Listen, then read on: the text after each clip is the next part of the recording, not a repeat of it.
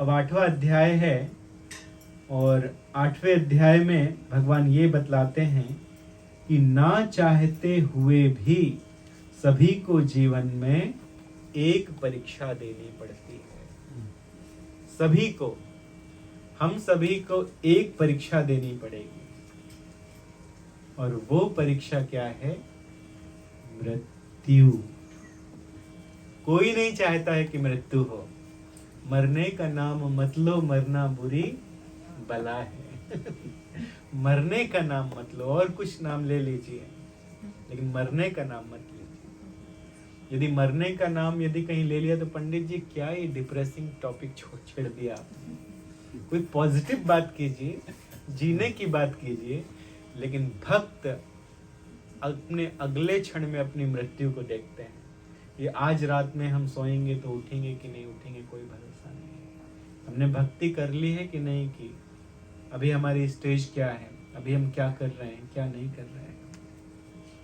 तो इसीलिए इस परीक्षा से सबको गुजरना पड़ता है। तो मृत्यु के समय क्या करें वो इस भगवत गीता में बताया गया है। अपने आप को कैसे तैयार करें मृत्यु के लिए, वो इस भगवत गीता के 8वें अध्याय में बताया गया है। ये कि हम कैसे जो मृत्यु के लिए तैयार हो सकते हैं। एक बार की बात है कि एक स्त्री थी, उसका एक बच्चा था जिसको वो जान से भी ज्यादा चाहती थी, बहुत प्रेम करती थी वो स्त्री।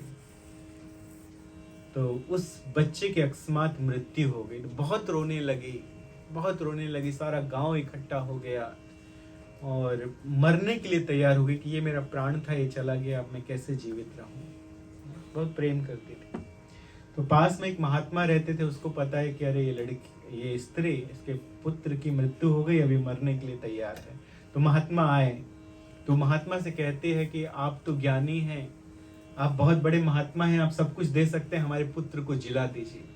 अगर पुत्र को नहीं जिलाएंगे तो हम अपना प्राण त्याग देंगे। अब कैसे समझाते बेचारे महात्मा। तो महात्मा ने कहा ठीक है, एक मुट्ठी भर चावल किसी से मांग कर लेकर आ जाओ तो मैं तुम्हारे पुत्र को जीवित कर दूंगा। तो वो कहती इसमें तो ये तो बहुत सरल है, अभी मैं जाती हूँ और कहीं से मांग कर लाती हूँ, आप यहीं रुकिए। तो उन्होंने कहा कि रुको रुको रुको, अभी मेरी बात पूरी नहीं हुई है। उस घर से एक मुट्ठी चावल लेकर आओ जिसके घर में कभी किसी की मृत्यु ना हुई हो, जिसने किसी की मृत्यु ना देखी हो, उस घर से एक मुट्ठी चावल लेकर आओ। तो अभी जाती हूँ। तो घर में गई कि एक मुट्ठी चावल दे दो। वो चावल लेकर आए तो उसने कहा कि अच्छा ये बताइए कि आपने किसी की मृत्यु तो नहीं देखी ना। तो उसने कहा देखी है, दूसरे घर में उसने भी देखी है, किसी का मामा मरा, किसी का चाचा मरा, किसी का भाई, किसी की भौजाई, किसी का लड़का, किसी का कोई, किसी का कोई, सबने मृत्यु देखी। सुबह से शाम तक हर घर में गई, लेकिन हर घर में जहां भी मांगने के लिए गई उन्होंने किसी न किसी की मृत्यु देखी थी। शाम को लौट कर आई तो महात्मा ने पूछा चावल कहाँ है। उसने कहा महाराज मैं सब समझ गई कि आप क्या बताना चाहते हैं कि मृत्यु असंभावी है, मृत्यु जरूर आएगी, है ना। इंग्लिश में क्या कहा जाता है? एज श्योर एज डेथ, है ना, ये कहा जाता है। क्योंकि मृत्यु जरूर आती है, लेकिन हमें उसके लिए तैयार होना है। तो इस श्लोक के प्रारंभ में कुछ प्रश्न पूछा है। 8वें अध्याय का नाम है भगवत प्राप्ति, बड़ा अच्छा नाम है। तो यहाँ पर अर्जुन एक प्रश्न पूछते हैं। भगवान ने थोड़ा सा उस अध्याय में बताया कि कुछ लोग भगवान को ब्रह्म समझते हैं, भगवान के स्वरूप को मानते ही नहीं है। तो अर्जुन एक प्रश्न कर रहे हैं, और एक नहीं बल्कि 8 प्रश्न किए हैं 2 श्लोक। तो कहते हैं कि किम तद ब्रह्म किमध्यात्मम किम कर्म पुरुषोत्तम अधिभूतम च किम प्रोक्तम अधिदैवम किमुच्यते अधियज्ञम कथम पुत्र देहिस्मिन् मधुसूदन प्रयाण काले च कथम ज्ञेयो से नियतात्म भी। 8 प्रश्न पूछे हैं अर्जुन ने इन 2 श्लोकों में। तो अर्जुन कहते हैं कि बताइए कि ब्रह्म क्या है। ब्रह्म क्या है, किमध्यात्मम, और आत्मा क्या है। किम ब्रह्म, है ना। तो वास्तव में कभी कभी ऐसा लोग सोच लेते हैं कि ब्रह्म, हमारे लिए ब्रह्म शब्द का इस्तेमाल होता है तो लोग सोचते हैं कि हम में और भगवान में कोई अंतर नहीं, हम वही हैं। इसको लोग ठीक से नहीं समझ पाते हैं। ठीक है, सूत्र है वेदांत में, लेकिन उसका अर्थ क्या है कि हम वही हैं, हम उनके अंश हैं। और हमारा ये जो हाथ है ये हमारा अंश है, उंगलियां हमारा अंश है, आंखें हमारे अंश हैं, कान हमारे अंश हैं, दांत हमारे अंश हैं, पैर हमारा अंश है कि नहीं है। हम लोग कहते हैं ये हमारे शरीर का अंश है। तो अंशों का क्या काम होता है, शरीर की सेवा करना। आंखों से हम देखते हैं, हमारे लिए लाभकारी है। नाक से हम सूंघते हैं, हमारे लिए लाभकारी। कान से हम सुनते हैं, दांत से चबाते हैं, तो हमारे लिए लाभकारी है ना। तो अंश का स्वभाव क्या है, सेवा करना। पार्ट का स्वभाव होता है कि पूरे शरीर की सेवा करें। तो उसी प्रकार से हम भगवान के अंश हैं, तो अंश किसकी सेवा करें, भगवान की सेवा करें। तो हम भगवान के अंश हैं। किमध्यात्मम, तो किमध्यात्मम का ट्रांसलेशन प्रभुपाद जी ऐसा करते हैं कि आत्मा, है ना। जब मनुष्य ये समझता है कि ब्रह्म यही आत्मा है, इस शरीर में रहने वाला जो है वो आत्मा है। और किम कर्म, कर्म क्या है ये पूछा आपने, कर्मयोग का तो विस्तार से आपने वर्णन सुना। अधिभूतम प्रकृति, प्रकृति के विषय में कि प्रकृति क्या है। तो प्रकृति भगवान की अध्यक्षता में कार्य करती है और भगवान की एक एनर्जी है ना। और अधिदैवम किमुच्यते, अधिदैवम भगवान का विराट स्वरूप, इसे कहा जाता है अधिदैवम। अधियज्ञम, पिछले अभी अभी आपने सुना भगवान क्या कहते हैं कि भोक्तारम यज्ञ तपसाम सर्वलोक महेश्वरम। अधियज्ञम कौन है, भगवान श्री कृष्ण है। और हमारे शरीर में यही भगवान श्री कृष्ण परमात्मा रूप में रहते हैं, है ना। पूछते हैं अधियज्ञ कौन है और हमारे शरीर में कैसे रहते हैं। तो कहाँ रहते हैं, हमारे शरीर में परमात्मा स्वरूप में रहते हैं। अब मुख्य लाइन सुनिए, प्रयाण काले च कथम ज्ञेय से नियतात्म भी। मृत्यु के समय भक्ति में लगे रहने वाले आपको कैसे जान पाते हैं। उनकी मृत्यु के समय भगवान की भक्ति में लगे रहने वाले आपको कैसे जान पाते हैं। तो कुछ प्रश्नों का उत्तर तो भगवान ने ये 3 और 4 श्लोक में दिया है, 7 प्रश्नों का उत्तर। तो इसको केवल हम पढ़ लेते हैं कि आप इसको सुन चुके हैं और आगे विस्तार से सुनेंगे। कि सबसे पहला प्रश्न क्या था बताइए Radhika, what was the first question. पहला क्या है, पहला ब्रह्म, व्हाट इज ब्रह्म, है ना। तो भगवान कहते हैं कि दिव्य जीव ब्रह्म कहलाता है।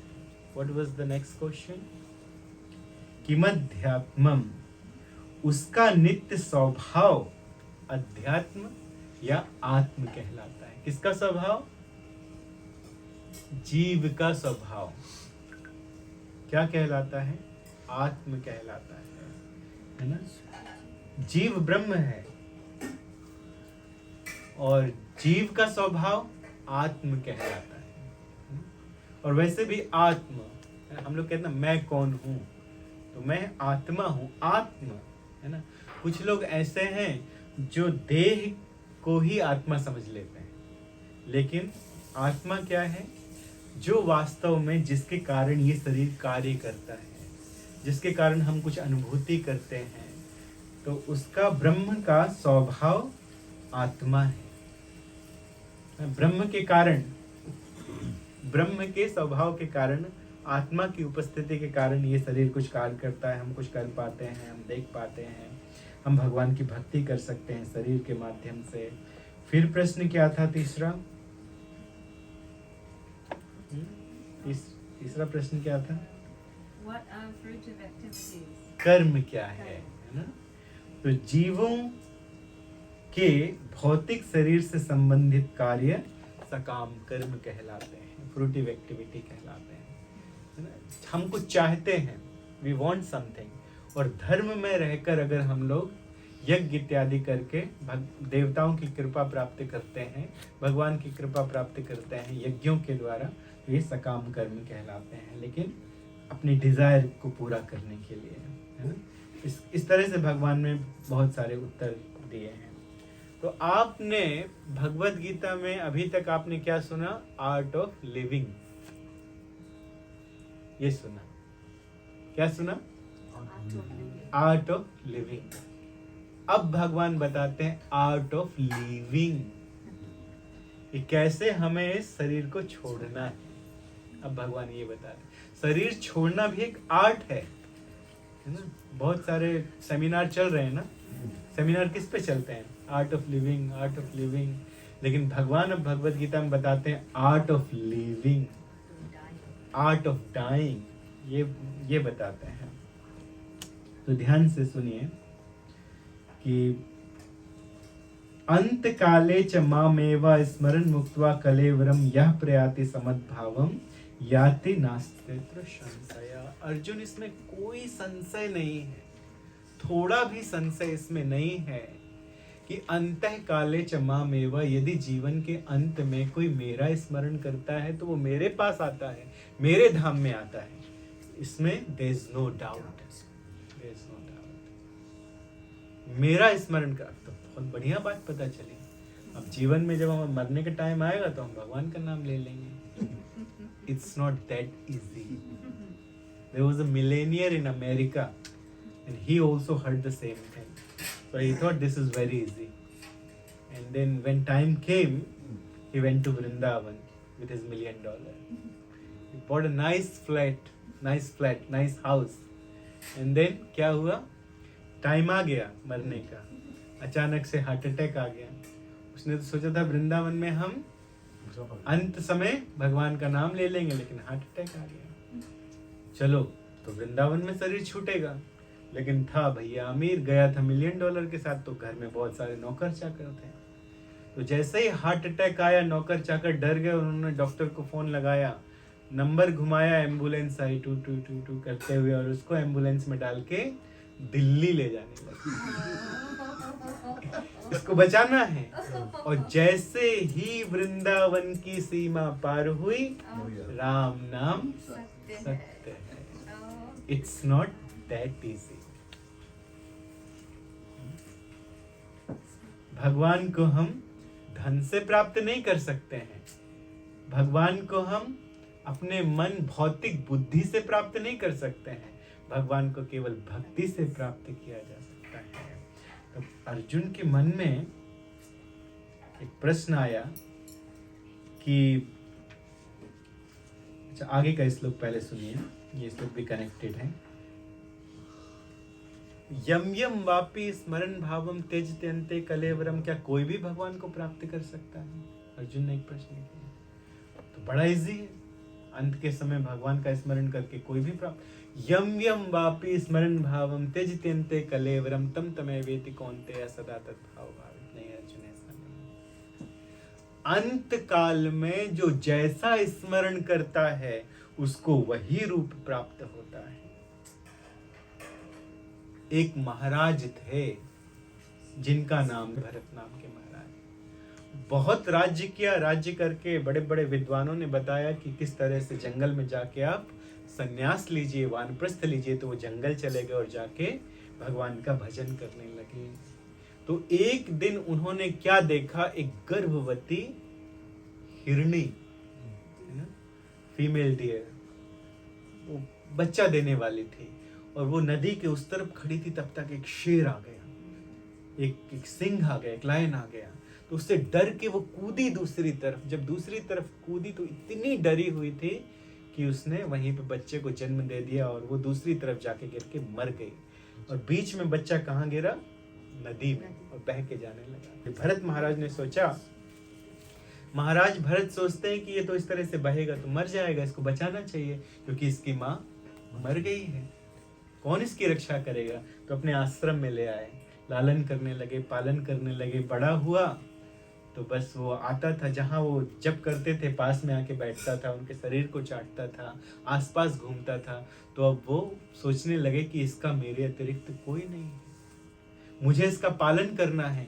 तो कभी कभी जब मैं रहते थे और अचानक से वो दिखाई ना दे वो डियर, तो उनको क्या लगता था कि कहाँ चला गया, कहीं दूर तो नहीं चला गया, यहाँ शेर रहते हैं, सिंह रहते हैं, तो कहीं उसको खा ना लें। तो वो पीछे पीछे जाते थे और उसको वापस लेकर आते थे। अब हमेशा जो घर छोड़कर निकल गए थे, अब वो किसके पालन में लग गए? हिरण के। दिन रात उसी के पास में रहते थे। और जब अंत में शरीर छोड़ा, तो शरीर छोड़ते समय क्या सोच रहे थे? मेरे बाद इस हिरण के बच्चे का क्या होगा? जंगली जानवर इसे खा जाएंगे, कौन इसे खिलाएगा, कौन इसे पिलाएगा? मेरे सिवा इसका कोई नहीं है। अगला जन्म उनका क्या हुआ? हिरण का हुआ। क्यों? प्रमाण है, यम यम वापि स्मरण भावम त्यजत्यन्ते कलेवरम तम तमेवेति कौन्तेय सदा तद्भाव भावितम्। अगला जन्म क्या हुआ? जो लोग कुत्ते से प्रेम करते हैं, अब बताइए, अब तो आज सारा संसार कुत्ते और बिल्ली से प्रेम करता है, उनके बिना रह नहीं सकता है। जब वो मरेंगे तो क्या होगा? कुत्ता बनेंगे, बिल्ली बनेंगे। अगर मन में ऐसी भावना है कि चलो इनको मुक्त करना है, मतलब प्रसाद दे दिया, कुछ कर दिया। सोचिए कि एक भक्त है और उसकी जॉब लगी है कस्टम में, और उसको भी एक कुत्ता दिया गया है। वो दिन रात कुत्ते के साथ में है, लेकिन है तो भक्त। लेकिन वो ये सोचता है कि मुझे इसको भी मुक्त करना है, तो उसको प्रसाद खिलाता है। तो अलग बात है, इसकी मुक्ति हो जाए। लेकिन जो सुबह सुबह जप करने के लिए नहीं उठता, लेकिन कुत्ते को सैर कराने के लिए उठता है, एक क्या लेकर? एक प्लास्टिक बैग लेकर। अब बताइए उसका क्या होगा? जपा की थैली नहीं है, स्टूल की थैली हाथ में पकड़ा रहता है, उसका क्या होगा? सोचिए, बड़ी खतरनाक स्थिति है। अब अर्जुन ने एक प्रश्न किया, तब तो भगवान जब मरते समय आपको याद रखना है, अर्जुन कहते हैं मरते समय, तब मैं युद्ध को क्यों युद्ध करूं, युद्ध को छोड़ूं? कि मरते समय तो आपको याद करना है। अब युद्ध करते करते मेरे मन में ये आएगा, ये दुशासन ने मेरी पत्नी का चीरहरण करने का प्रयास किया था, दुर्योधन ने मेरा सब कुछ छीन लिया, और इनको तो छोड़िए, शकुनी, इस मूर्ख के कारण सब कुछ हुआ है। कहीं इनका स्मरण हो गया तो मेरा क्या होगा? अगले जन्म में मैं शकुनी बन जाऊंगा, दुर्योधन बन जाऊंगा। तब भगवान कहते हैं, नहीं अर्जुन, तुम समझे नहीं। युद्ध करने के लिए तुम्हें मैं कहता हूं, तस्मात् सर्वेषु कालेषु माम अनुस्मर युद्ध च। मेरा स्मरण करते हुए युद्ध करो, कि ये तुम्हारा कर्तव्य है। मैं ये युद्ध करने के लिए कहता हूँ। इस समय यही तुम्हारी भक्ति है। मय्यर्पित मनोबुद्धिर मामे वैश्यस असंशयः। असंशयः का बोलने का अर्थ क्या? भगवान कहते हैं कि मैं एश्योरेंस देता हूँ, मैं देता हूँ कि निश्चित रूप से तुम्हारी मुक्ति होगी, तुम्हें उनका स्मरण नहीं होगा। कैसे संभव है? भगवान बता चुके हैं भगवत गीता में। पहले कहाँ बताए थे? चैप्टर 6 वर्स नंबर 35, कि मन को कैसे वश में करना है, अभ्यासेन और वैराग्य के साथ। अब यहीं पे भगवान दोबारा दोहराते हैं, अभ्यास योग युक्तेन चेतसा नान्यगामिना परम पुरुषम दिव्यम याति पार्थान चिंतया। अभ्यास करो। यदि मेरा स्मरण करना है तो $1 मिलियन रख के और वृंदावन नहीं जाना है। अभ्यास करो, प्रतिदिन जप करना पड़ेगा, प्रतिदिन भगवान को प्रणाम करना पड़ेगा, प्रतिदिन शास्त्र पढ़ना पड़ेगा, प्रतिदिन गुरु के मुख से सुनना पड़ेगा। एक कथा है, सत्य कथा है, एकदम ट्रू स्टोरी है। अमेरिका में, यूएस में एक जगह है, सैंडियागो एक जगह है। तो वहाँ पे एक भक्त स्त्री थी, और उसका पति उतना अच्छा भक्त नहीं था, वो शास्त्र वगैरह में नहीं पढ़ता था, पत्नी के साथ मंदिर वंदिर नहीं जाता था। तो लेकिन पत्नी भक्त थी। तो पति की तबीयत खराब हो गई अचानक से। तो पत्नी ने बुलाया टेम्पल प्रेसिडेंट को कि आप आइए और आके इनके लिए जप कीजिए और भगवान से इनके लिए प्रार्थना कीजिए। तो आके प्रसाद दे के घर बहुत प्रार्थना की भगवान से उनके लिए। तो अचानक से वो कोमा में चले गए और 1 महीने के बाद कोमा से बाहर आए तो वो सबसे पहले अपनी पत्नी से कहते हैं कि टेम्पल प्रेसिडेंट को बुलाओ, टेम्पल प्रेसिडेंट को बुलाओ, टेम्पल प्रेसिडेंट को बुलाओ।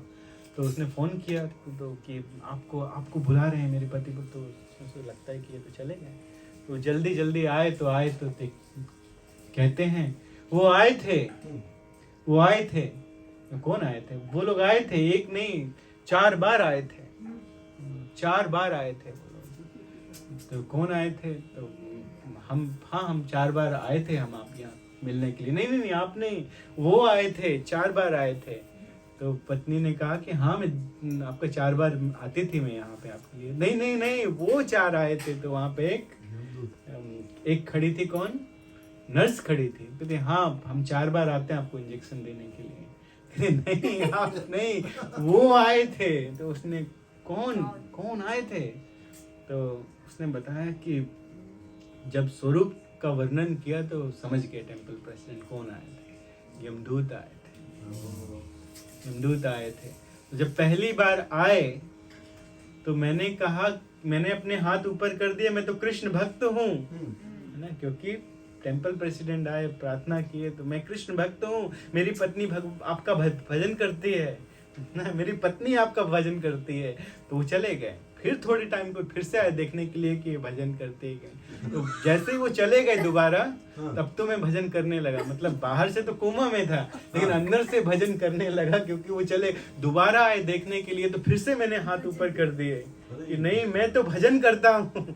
तो फिर वो चले गए। फिर तीसरी बार देखने के लिए आए, तब मैंने क्या कहा कि मैं आपका भजन करता हूँ, मेरी पत्नी भी भजन करती है, और मैं बच्चों को भी भक्त बनाऊंगा, मैं बच्चों को भी आपका भक्त बनाऊंगा। तो फिर से चलेगा। चौथी बार आए तो भगवान के दूत भी आ गए। उन्होंने बोला कि बहुत सुंदर सुंदर लोग आ गए। जब सुंदर लोग आए तो उन्होंने कहा अब हम दोबारा नहीं आए, और वो चले गए। तो फिर वो भगवान के बड़े अच्छे भक्त बन गए और बढ़िया से जप करने लगे। तो ये सही कथा है, ये सब बताया गया है। तो इसके बाद श्लोक नंबर 9 to 13 सतचक्र योग का वर्णन किया है। लेकिन ये सतचक्र योग सुनने के बाद जो है अर्जुन कहते हैं कि इससे अच्छा तो भक्ति योग बताइए, ये बड़ा कठिन है। सतचक्र योग ये हमारे बस की बात नहीं है।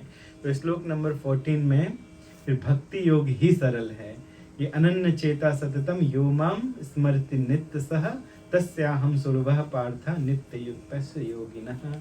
कि जो अनन्य भाव से मेरा स्मरण करता है वो मुझे भक्ति योग के द्वारा प्राप्त कर लेता है। और भक्ति योग का रिजल्ट क्या है? मामुपेत्य पुनर्जन्म दुख आलयम अशाश्वतम नाप्नुवन्ति महात्माना संसिद्धिं परमाम। दुख आलयम अशाश्वतम, ये संसार क्या है? दुख का आलय है। और जो मेरा भजन करता है, भक्ति योग का रिजल्ट क्या है कि उसको इस संसार में आना नहीं पड़ता है।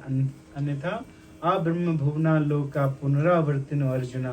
सब लोग यहाँ पे आ रहे हैं, जा रहे हैं, आ रहे हैं, यहाँ तक कि ब्रह्मा जी सहस्त्र युग पर्यंत हरियत ब्राह्मणो विदो। ब्रह्मा जी की आयु बड़ी लंबी होती है और उनकी रात्रि भी तेहो रात्रि विदो जना, उनकी रात्रि भी बहुत बड़ी होती है। लेकिन वो भी आते हैं और वो भी जाते हैं।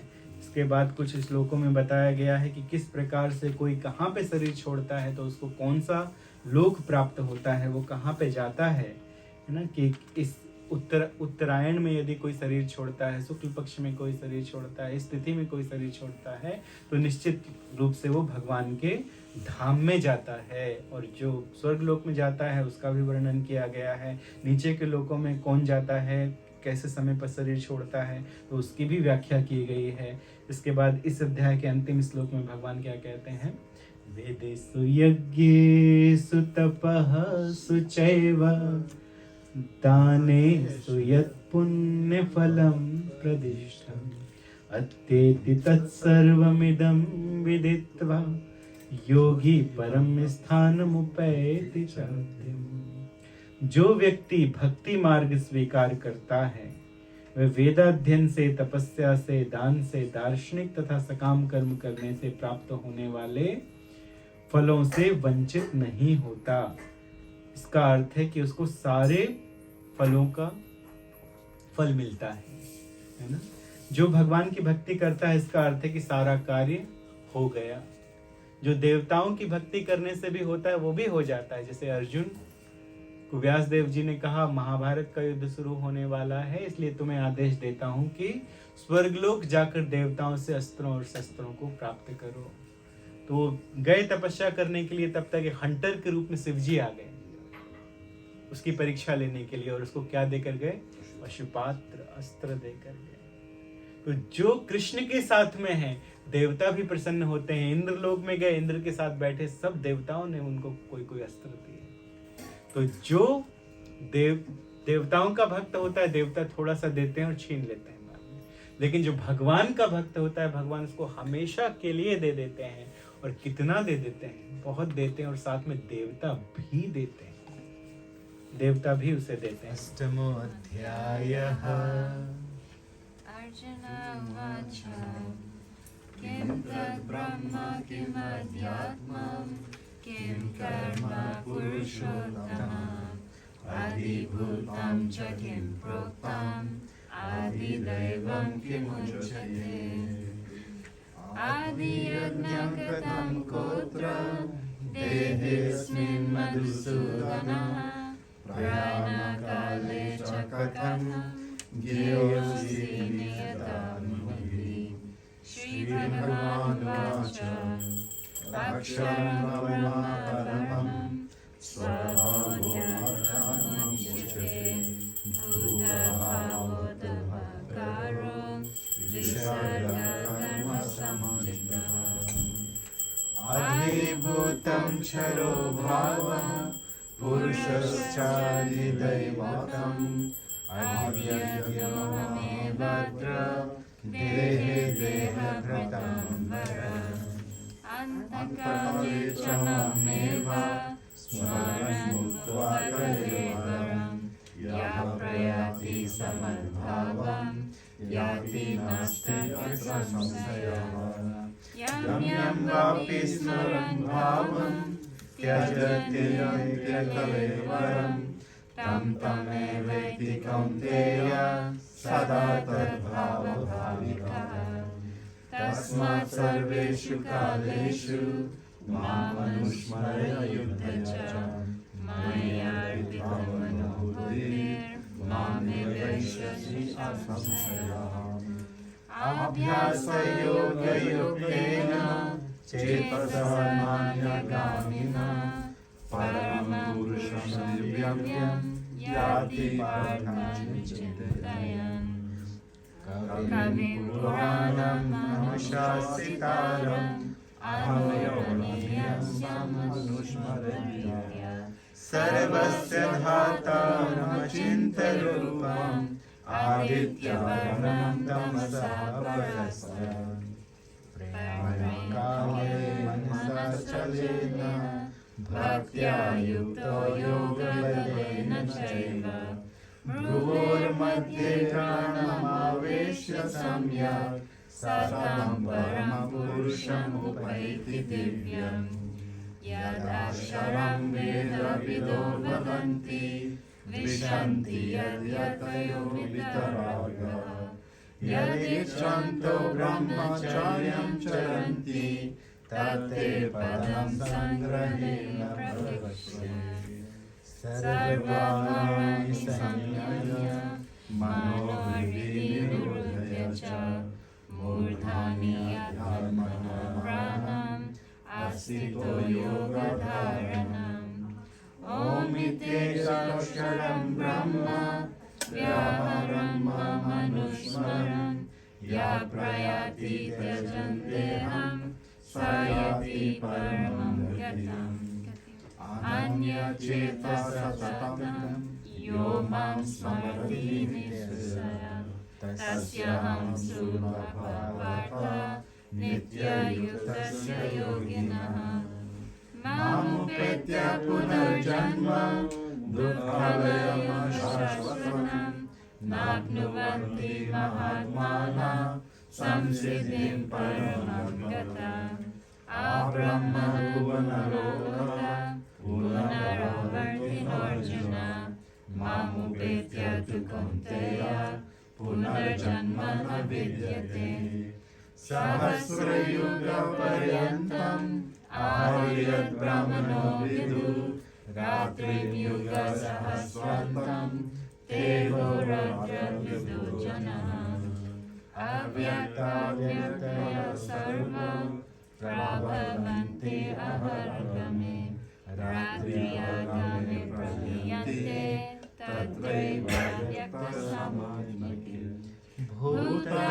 भूतग्रामस्वयं भूत्वा भूत्वा प्रलीयते रात्र्यागमे वशपर्थ प्रभवति अहर्गमे परस्तस्मात् भावोऽन्यो व्यक्तो व्यक्तसनातनः यः स सर्वेषु भूतेषु नश्यत्सु न विनश्यति अव्यक्तो च इति उक्तस्तमाहु परमं गतिं यं प्राप्य न निबन्धन्ते तद्धाम परमं मम पुरुषः स परापार्थ भक्त्या लभ्यस्त्वन्यया यस्सन्तस्तानि भूतानि येन सर्वमिदं ततं यत्र काले त्वामृतिम् आवृत्तिं चैव योगिनः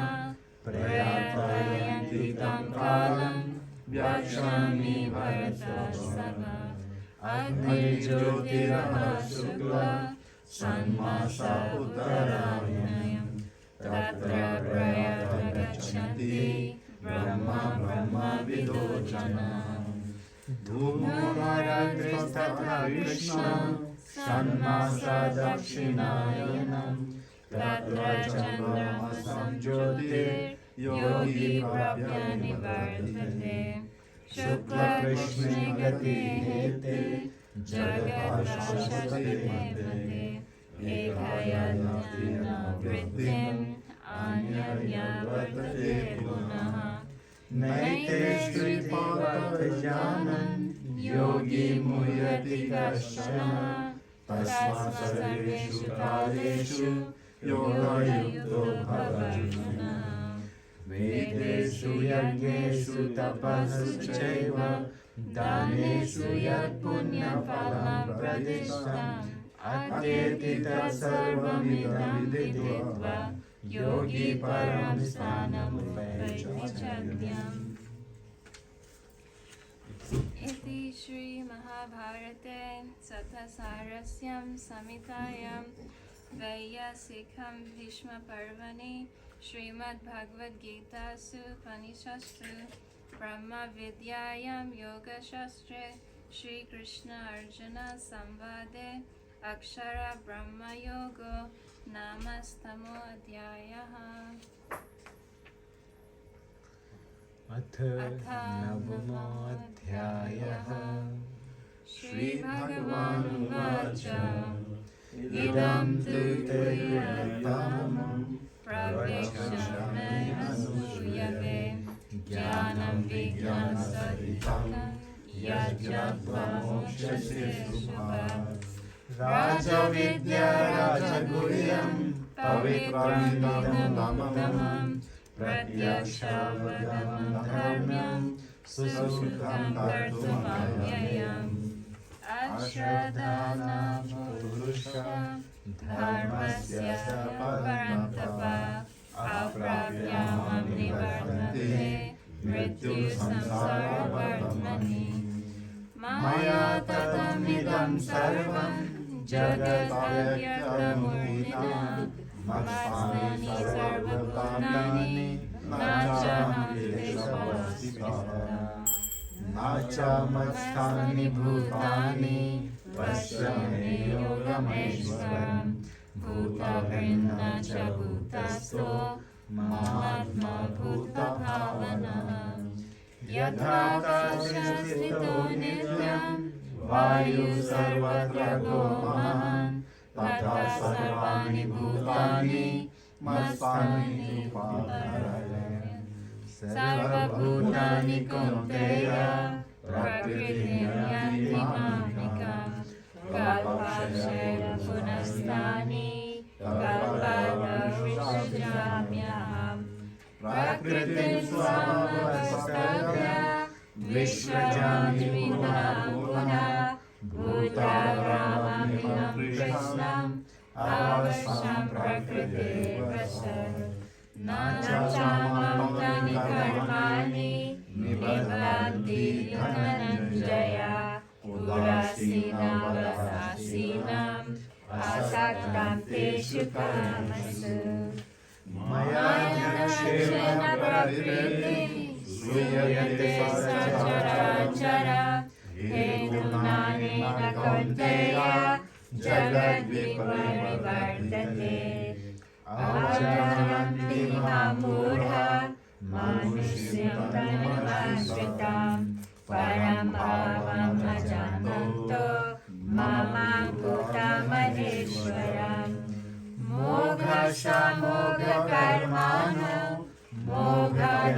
मोघज्ञानविचेतसः राक्षसीमसुरीं चैव प्रकृतिं मोहिनीं धृताम् महात्मानस्तु मा पार्थ दैवीं प्रकृतिमाश्रितः भजन्ते अनन्यासो ज्ञात्वा भूतादिमागयाम् सततं कीर्तयन्तो मां यज्ञतश्च विधावृतः नमस्यन्तश्च मां भक्त्या नित्ययुक्ता उपासते ज्ञानयज्ञेन चाप्यन्ये यजन्तो माम् उपासते एकत्वेन पृथक्त्वेन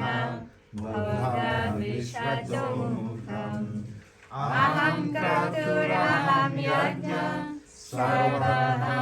सर्वमहमर्षदं मन्त्रोऽहम् अहमेव यम् अहम् अग्निरहं भूतम् पिताहम् अस्य जगतो माता तथा पितामहः वेदायं पवित्रं ओङ्कार ऋक्सामयजुरेव च यतिर्भद्रः प्रभु साक्षी निवास शरणं श्रुति प्रभव प्रलयस्थानं निधानं बीजभाययम् तपमयमहर्षं निग्रहयुगश्च अमृतं चैव मृत्युश्च सदा सत्यम् अर्जुन त्रैविध्यमं सोमपपुत्रपाप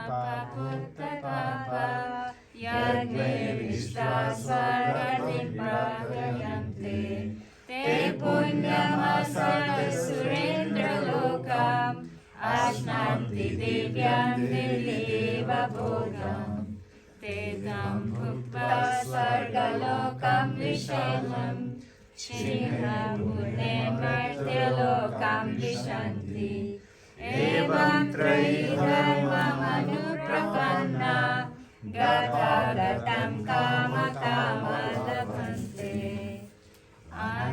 अन्यचितयो मां ये जानपर्युपासते तेषां नित्यनियुक्तानां योगक्षेमं वहाम्यहम् येऽपि अन्यदेवताः यजन्ते श्रद्धयान्विताः तेऽपि मामेव कौन्तेय यजन्ते विधिपूर्वकम् अहं हि सर्वयज्ञानां भोक्ता च प्रभुरेव च न तु माम् अभिजानन्ति तद्वेद तश्च यन्ति ते यन्ति देवा व्रता देवा पितॄन् यन्ति पितृव्रतः भूतानि यन्ति भूतेज यन्ति मध्यजनोऽपि माम् पत्रं पुष्पं फलं तोयं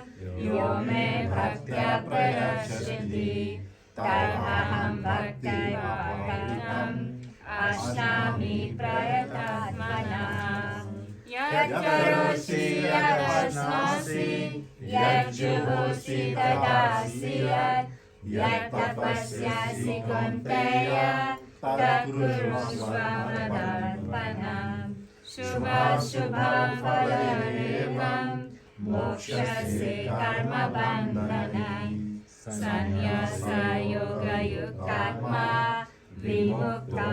विमुक्तममुपश्यसि समोऽहं सर्वभूतेषु न मे देवस्ति न प्रियः ये भजन्ति तु मां भक्त्या मयि ते तेषु च व्यहम् अभिचेत्सुदुराचारो भजते माम् अनन्यथा साधुरेव समन्तर्यं संन्याद्व्यवसितो सा क्षिप्रं भवति धर्मात्मा शाश्वतशान्तिं निगच्छति कौन्तेय प्रतिजनैः मामे भक्तः प्रणश्यति मां हि पार्थाव्यश्रित्य येऽपि सुयुवापयोनया स्थिरो वैश्या तथा शूद्रस्तेऽपि यन्ति परां गतिम् किं पुनर्ब्रह्मणा पुण्यात् भक्तराजस्य च सः अनित्यमसुखं लोकम् इमं प्रत्यभजस्व माम् मन्मना भक्तो मद्याजी मां नमस्कुरु मां निर्वस्यसि युक्तैनं आत्मानं मत्परायणः।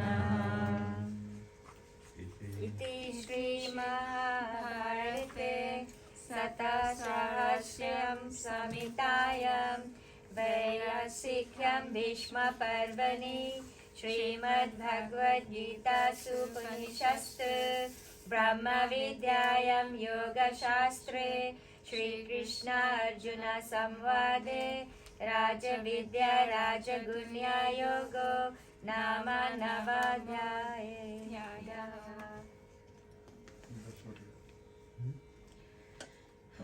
चैप्टर 20 करना है? हाँ कर लेते हैं वो। ठीक अथ दशोऽध्यायः श्रीभगवानुवाच भूय एव महाबाहो शृणु मे परमं वचः यत्तेऽहं प्रयाणाय वक्ष्यामि हितकामया न मे विदुषुराणां प्रभावं न महर्षया अहम् आदिर्हि देवानां महर्षिणां च सर्वशः यो मामजमनादिं च वेत्ति लोकमहेश्वरम् अस्मभूतसमर्थेषु सर्वपापैः प्रमुच्यते बुद्धिर्ज्ञानसम्मोहः क्षमा सत्यं दमः शमः सुखं दुःखं भवे भावो भयं च भयमेव च अहिंसा समदर्शनस्य तपोदानं यशो यशः भवन्ति भावभूतानां माता एव पृथग्विदः महर्षयः सप्त पूर्वे चत्वारो मानवस्तथा मद्भावा मनसा जाता येषां लोका इमा प्रजा एकां विभूतिं योगं च मामायो वेत्ति तद्वतः सोऽवेकल्पेन योगेन युज्यते नैत्र संशयः अहं सर्वस्य प्रभावो मत्तः सर्वं परार्यते इति मत्वा भजन्ते मां बुद्धभावसमन्विताः मच्युता मद्गता प्राणा बोधयन्तः परस्परं कथयन्तश्च मम नित्यं तुष्यन्ति च रमन्ति च तेषां सततयुक्तानां भजतां प्रीतिपूर्वकं ददामि बुद्धियोगं तं येन मामुपयान्ति ते तेषामेवानुकम्पार्थम् अहम् अज्ञानजन्तमः नाश्यमयात्मभावस्तो ज्ञानदीपेन भास्वता अर्जुन उवाच परं ब्रह्म पवित्रं परमं भवान् पुरुषं शाश्वतं दिव्यम् आदिदेवम् अजं विभुम् आहुस्समृषया सर्वे देवर्षिर्नारदस्तथा आसितो देवलो व्यासा स्वयं चैव भविष्यमे सर्वमेतद्ब्रह्म मन्ये ये मां वदसि केशव नाहि ते भगवान् व्यक्तिं विदुर्देवान् दानवाः स्वयमेव नमानाहं वितर्कं पुरुषोत्तमं भूता भावनभूतेश देवदेव जगत्पते वक्तुमर्हसि शेषेण दिव्या हि आत्मविभूतयः याभिर्विभूतिभिर्लोकान् इमां स्वं व्यापयिष्यसि कथं विद्यामहं योगिं त्वं सदा परिचिन्तयं केषु केषु च भावेषु चिन्तयसि भगवन् मया विस्तरन्नो योगं विभूतिं च जनार्दन भूया कथयति सर्वतो नास्ति मे मृतम् श्रीभगवानुवाच अहं कथयिष्यामि दिव्या हि आत्मविभूतया परनाथपुरुषेष्वा नास्ति अन्तर्विशस्य मे अहमात्मा गुणाकेश सर्वभूताशया स्थितः अहमदिशमद्यं च भूतानामन्त एव च अविद्यानामहं विष्णुर्ज्योतिषां रविः वैचिनोर्भूतम् अस्मि नक्षत्रनामहं शशि वेदानां समवेदोऽस्मि देवानामस्मि वासः इन्द्रियाणां मनश्चास्मि भूतानामस्मि चेतना रुद्राणां शङ्करश्चास्मि वित्तेषु यक्षराक्षसम् वासुनां पावकश्चास्मि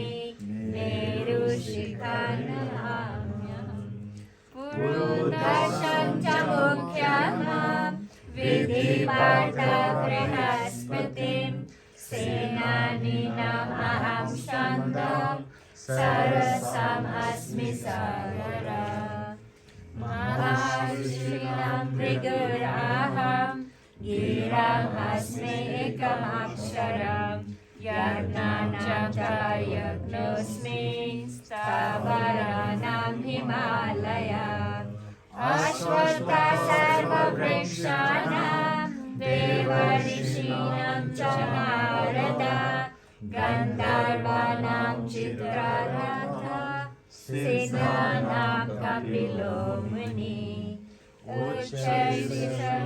उच्चैर्षड्वर्गाणां वेदानाम् अमृतोद्भवम् ऐरावतं गजेन्द्राणां नाराणां च नराधिपम् आयुधानामहं वज्रं धेनूनामस्मि कामधुक् प्रजनश्चास्मि गन्धर्वा सर्वानामस्मि वैसुकी अनन्तश्चास्मि नागानां वरुणो यदसामहं पितॄणाम् आर्यमर्चस्मै यामासनन्दधाम्यहम् प्रह्लादश्चास्मि दैत्यानां कालाकालयमामहम् मृगाणां च मृगद्रोहम् वैनतेश्च पक्षिणां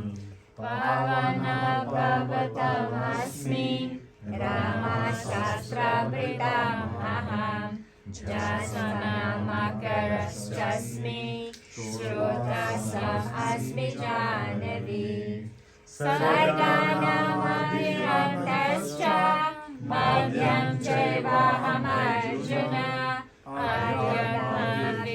आर्यविद्यानां वेदप्रवर्तनाम्यहम् अक्षरोन्नमकरोऽस्मि दण्डसमक्षयस्य च अहमेव सत्यकालो भ्रातानां विश्वतो मुखः मृत्युः सर्वहरश्चाहम् उद्भवश्च भविष्यताम् कृति श्रीवाक्चानरेणां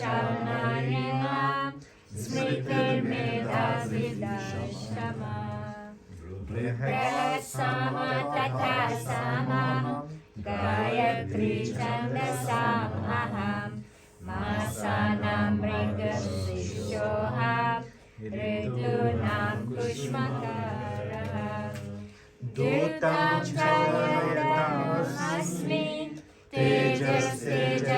तेजस्विनाम्यहम् जयोऽस्मि व्ययस्योऽस्मि सत्त्वं सत्त्वतमाम्यहम् कृष्णानां वसुदेवोऽस्मि पाण्डवानां धनञ्जय मुनीनामपि अहं व्यासः कवीनाम् उशना कविः दण्डोदण्डयतामस्मि निर्दयस्मि जिज्ञासुरम् मौनश्चैवास्मि गुह्यानां ज्ञानानन्दम् अहम् यच्चास्मि सर्वभूतानां बीजं तदहमर्जुन न तदस्ति विनायस्यम् मायाभूतं चराचरान् नामश्रीमन्दिव्यानां विभूतीनां परं तप एषा दुर्देशता प्रोक्तो विभूतिर्विस्तरो मया यद्यद्विभूतिमत्सत्त्वं श्रीमदूर्जितमेव वा तत्तदेव यच्छत्वं मम तेजोमसास्वः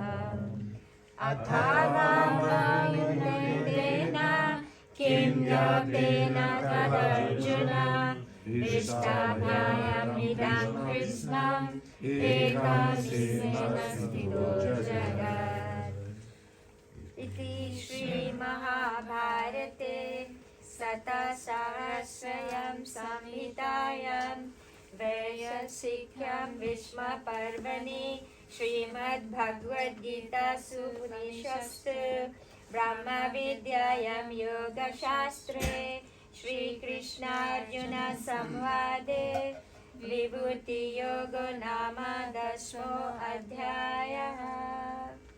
हरे कृष्णा कृष्ण कृष्ण हरे हरे हरे राम राम राम हरे हरे हरे कृष्णा कृष्ण कृष्ण हरे हरे हरे राम राम राम हरे हरे हरे कृष्णा कृष्ण कृष्ण हरे हरे हरे राम राम राम हरे हरे। श्रीमद्